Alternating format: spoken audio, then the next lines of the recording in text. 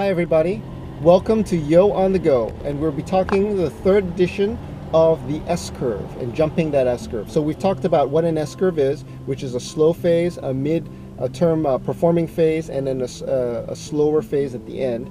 We've talked about S-curve chaining, in which we put multiple batches of ideas or projects such that in the middle of the first one you're already starting the second one, and by the time you're done with the first one you're in the middle of the second one and starting the third one.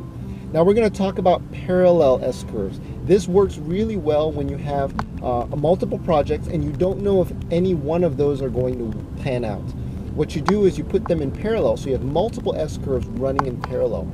And what that does is that it enables you to perform at an even higher rate. And I've done this with my patents. When I had the first patent, we started thinking about multiple patents past that, and that was your typical S-curve, jumping the S-curve, chaining them together.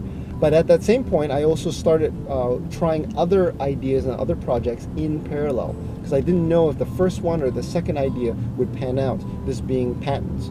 And so we were able to put 2 or 3 of them in parallel with different nuances, different perturbations, different mixes. And what that ended up doing is that it enabled one of those to go do very well and become a patent.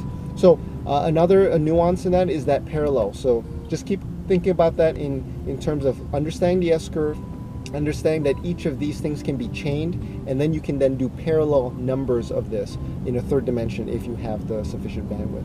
So with that, I hope you enjoyed this edition of Yo on the Go, and we'll talk to you soon. Bye-bye.